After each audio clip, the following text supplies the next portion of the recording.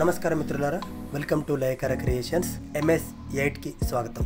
ఇక కథలోకి వెళ్తే, ఒకరోజు శ్రీకృష్ణదేవరాయలు, తెనాలి రామకృష్ణుల వారు కొంతమంది సైనికులు కలిసి ఒక పడవలో ప్రయాణిస్తున్నారు. అదే పడవలో కృష్ణదేవరాయలు పెంచుకునే కుక్క కూడా ఉంది. ఏం జరిగిందో ఏమో తెలీదు.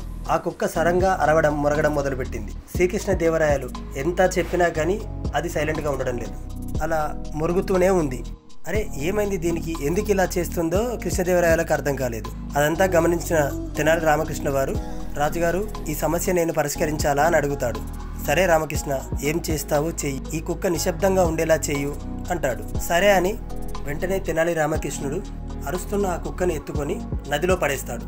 నదిలో గిలగిలా కొట్టుకున్న కుక్క వెంటనే పడవ దగ్గరికి వస్తుంది. దాన్ని తీసుకొని మళ్ళీ పడవలో వేస్తాడు. ఈసారి కుక్క ఏమీ అరవకుండా, మొరగకుండా చాలా సైలెంట్గా ఒక మూలన కూర్చొని ఉంటుంది. ఇదంతా గమనించిన కృష్ణదేవరాయలు, ఏంటి రామకృష్ణ సడన్లీ అంతా నిశ్శబ్దంగా ఉండిపోయింది ఏంటి, అది నాకు అర్థం కాలేదు అని అడిగాడు. వెంటనే తెనాలి రామకృష్ణుడు, రాజా, ఎప్పుడైనా అన్ని అందుబాటులో ఉండి సురక్షితంగా ఉన్న వ్యక్తి అయినా జంతువైనా మాటకు వినకపోవడము, ఎదురు తిరగడం జరుగుతుంది. ఎప్పుడైతే తన సురక్షితమైన ప్రదేశాన్ని దాటితే ఎంత కష్టాలుంటాయో అర్థమైతే వాళ్ళు అణిగి మణిగి ఉంటారు అని చెప్తాడు. మొరల్ ఆఫ్ ద స్టోరీ ఏంటంటే, ఎప్పుడు కూడా నీకున్న స్థానాన్ని గొప్పగా ఊహించుకోకూడదు.